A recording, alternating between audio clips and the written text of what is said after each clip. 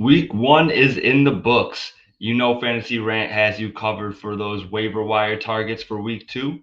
We're going to jump right into it. For our quarterbacks, we have Jordan Love. He has his next three games against the Falcons, Saints, and Detroit. Love in week one threw the ball 27 times, completed 15 of those passes for 245 yards and three touchdowns. And he did this all without Christian Watson. Christian Watson could be back for week two, and we know that it can add some big playability to this offense. On top of it, the Packers playing against the Falcons in week two. The Packers gave up the seven most rushing yards on the ground, both in week one this year and last year in a per game metric. They struggle against rushing teams. The Falcons run the ball very well. So I think this is going to remain a neutral game script or even could dip into a negative game script for the Packers. On top of that, Aaron Jones nursing a hamstring injury. AJ Dillon very inefficient on the ground in week one, had 13 carries for 19 yards. So look for the Packers to have a heavy passing attack in week two, especially if Aaron Jones is injured. All right, our next streaming option, and I say streaming because this is just a 1 week option. We have Mac Jones. He is rostered at 13%. You can get him in pretty much all of your leagues. He's going up against the Dolphins in week two. After that, he plays the Jets and the Cowboys. This is just a 1 week streaming option. The only reason why I do believe he can be a streaming option this week, we saw in week one, Mac Jones threw the ball 54 times, completing 35 of those for 316 yards and three touchdowns. They got out to an early deficit to the Eagles. They started passing the ball, and they showed a willingness to target their wide receivers downfield, which was different from last year.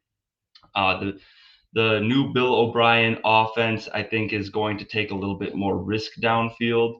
And I do think Miami is a good enough offense to put up some numbers against this Patriots defense. So we could see Mac Jones throwing the ball at a high rate again in week two. Again, do not, after week two, if you have to start them, drop them, cut bait. All right, moving on to our running backs. We got Gus Edwards rostered at 20%. We all know J.K. Dobbins suffered an unfortunate season-ending injury yet again. Gus Edwards, the next 3 weeks, he will be going up against Cincinnati, the Colts, and Cleveland. We saw Cincinnati give up over 100 yards to Nick Chubb. Jerome Ford even mixed in there for a decent amount of yards. But as far as Gus Edwards go, when Dobbins left the game in week one, Gus Edwards had 8 carries for 32 yards, where Justice Hill had 7 carries for 9 yards. Gus averages over 5 yards per attempt over his career and should see a lot of volume with Dobbins out. Gus is not a pass catcher, but he shouldn't lose too many of these downs, these valuable downs to Justice Hill, as again, I don't think that they are going to switch up this ground attack. I think that Gus Edwards could be a lock for 8 touchdowns on the ground this season. Ravens are a good offense. They're going to be in the red zone frequently. I think Gus could even creep up into the double digit rushing touchdowns now with JK on the IR. Moving on to our next target, we have Joshua Kelly rostered at 7%. Next 3 games are against Tennessee, the Vikings, and the Raiders. Joshua Kelly matched Austin Eckler's 16 rushing attempts in week one. Kelly was able to turn that into 91 yards and a touchdown. The Chargers, a couple years ago, they revamped their offensive line. They were killed by injuries in 2022, but they are looking healthier. And now with new offensive coordinator Kellen Moore taking over and implementing a 2 running back system, I do think Kelly has standalone value. And I do think that he's taking on that Ezekiel Elliott role with Eckler assuming the Pollard role with more volume. So I would be happy to take Kelly. I would say him and Gus Edwards are my 2 top ads of the week. With Gus Edwards taking on a little bit more prevalent of a role, I would prioritize Gus just above Joshua Kelly, but happy to get either of these 2 guys on my roster, especially if you're suffering from the J.K. Dobbins injury or maybe Aaron Jones or a number of guys that got injured this in week one. All right. We have our fourth RB target of the week, Kenneth Gainwell, third, whatever. We got Kenneth Gainwell rostered at 36%. He takes on Minnesota, Tampa Bay, and Washington in the next 3 weeks. Gainwell played 62% of the snaps for the Eagles in their opener and wound up with 14 attempts for 54 yards, 4 receptions off 4 targets for 20 yards. He had the most snaps of any running back on that team by a long shot. As we said, 62% of the snaps, where the next closest was DeAndre Swift with 29% of the snaps. Swift converted those snaps into 1 carry for 3 yards and 1 reception off of 2 targets. Gainwell seems to have a firm grasp on the running back room, so much so that the Eagles decided to make Rashad Penny a healthy cut in week 1. I think Gainwell may lack a little bit of that top side, a little bit of that boom that we want for our lineups, but he does deserve a spot on your fantasy roster. This brings us to our last target for in the running backs. We got Kyren Williams rostered at 6%. This guy is going to be a add and stash for the first week. In week 2, he goes up against the 49ers. Don't want any part of that defense. But after that, he takes on the Bengals and the Colts. Kyren Williams, a bit of a surprise. This is hurts me to say as a Cam Akers dynasty manager, but Kyren looks like the back to own in Los Angeles. He played 65% of the Rams snaps and turned that into 15 rushing attempts, 65 yards, and 2 touchdowns. Looks like he would have gotten even more touches if the Rams hadn't buried the Seahawks early in the fourth quarter. That's when Cam Akers started to get more and more attempts. Cam Akers played 35% of the snaps, with the majority of them coming during that time. He had 22 rushing attempts for 29 yards and a touchdown. That is ugly. If you have Cam Akers and you can trade him, take whatever you can get for him. It's not looking promising. Cam Akers had 0 targets. He has 0 hope for any upside if he doesn't take over this lead back role. Take what you can get for him and add Kyren Williams to your roster. All right. We have wide receivers. We got Puka Nacua, the new hotness in the NFL. Puka is just rostered in 10% of leagues. Again, the Rams take on the 49ers in week 2, avoiding that matchup, but I am happy to stash Nacua. After that, again, they take on the Bengals and the Colts. Nacua, he had 10 receptions off 15 targets, turned that into 119 yards. And one of the reasons why I like him even more than Tutu Atwell, who will not be mentioned, Puka Nacua ran 70.3% of his routes on the outside. Cooper Kupp has never ran less than 55% of his routes from the slot. There is going to be a world where both can coexist. I really think that Matthew Stafford liked Nacua. I think that is evident that Nacua has a little bit of shake. He's a decent route runner. According to reception perception, he had a success rate against man, zone, and press coverage, all above 75%. Nacua should be able to, again, coexist with Kupp. Don't play him week 2, but definitely stash him on your bench. All right. Next wide receiver target, pretty surprising. We have Kendrick Bourne rostered at 3% with his next 3 games against Miami, the Jets, and the Cowboys. Kendrick Bourne ran the most routes of any wide receiver on the Patriots last week. He ran 54 routes, which was 11 more than the next closest. And the next closest wide receiver was Kayshon Boutte. I was very surprised to see that Juju Smith-Schuster only ran 27 routes in week 1. That's literally half of what Kendrick Bourne ran. Bourne turned those 54 routes into 11 targets, 6 receptions, 64 yards, and 2 touchdowns. If Bourne continues to operate as the Patriots wide receiver 1, he could be one of the sneakiest and best early waiver ads in the season. Add him. Don't start him until we have a little bit more consistency.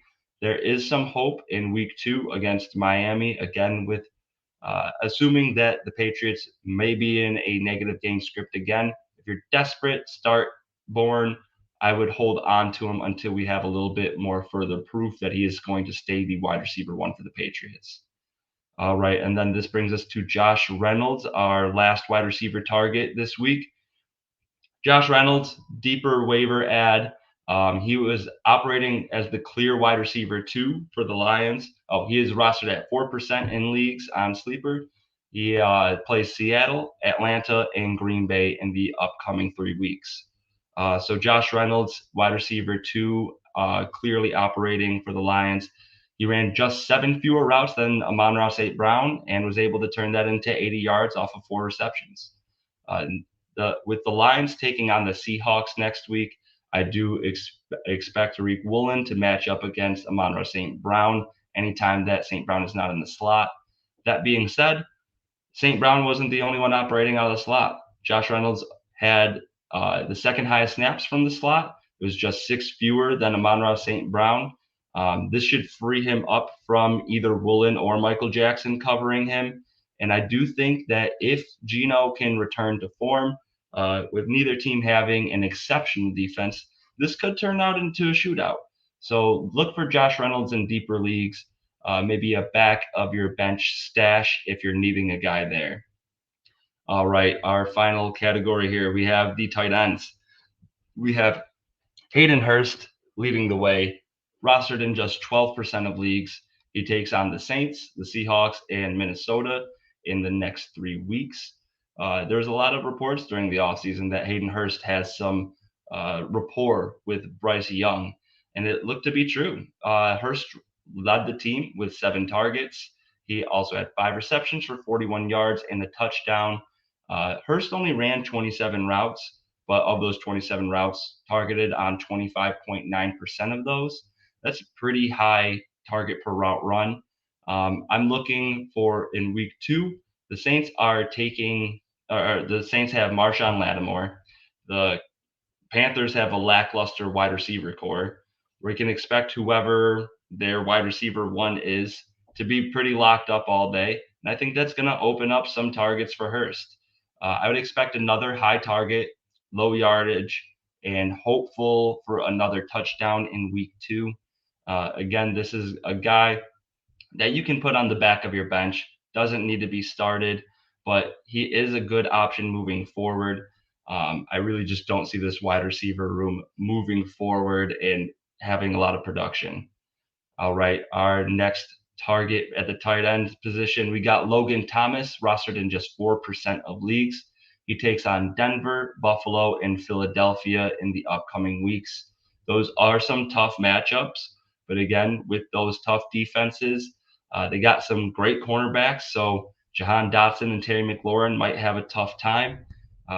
Incoming offensive coordinator Eric Bieniemy, we know he likes to utilize his tight ends.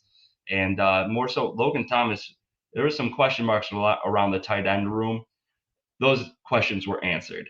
Logan Thomas ran 31 routes, while Cole Turner ran just 4 routes. Thomas had 7 targets, 4 receptions, and 43 yards in week 1. While he does lack the athleticism he might have had 2 or 3 injuries ago, I think he is going to continue to receive a high amount of targets. He's going to be an easy safety blanket for Sam Howell as he gets more and more involved with this offense. I really do think that Thomas is one of those low upside, safe plays, touchdown dependent, hoping for the best. But this is what we're looking for on the waiver wire. High targets, follow that volume. Last tight end target, we got Adam Troutman. All right. Greg Dulcich goes down week 1. Even with that being said, Troutman was already out snapping Dulcich. He had ran more routes by the time Dulcich exited the game. Troutman caught all 5 of his targets for 34 yards. He is not a sexy pickup. He is just a guy. He's not a great tight end, but who else do they got right now? You know, it's going to be a lot of Troutman, and especially with Jerry Jeudy likely to miss another game. I do think that Troutman has very low end tight end 1 possibilities, and he could sneak up into a mid range tight end 1 if he catches a touchdown.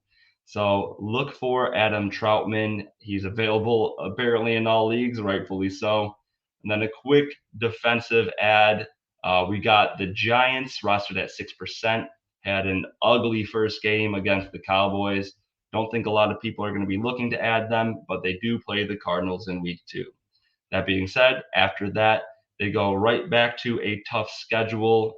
They got the 49ers in week 3. So this is just, again, we're just streaming defenses. Don't add, don't keep. We're going to just stream them for week 2. I'm expecting Thibodeau, Lawrence, and Leonard Williams to eat up that offensive line. Hopefully for some turnovers, bare minimum pick up a few sacks along the way. All right, that closes out our waiver ads for week 2. Looking forward to see the comments. If you think you guys got another great option, comment on the video. Like, share, subscribe, all that good stuff. All right, take it easy, guys. And as you know, cheers.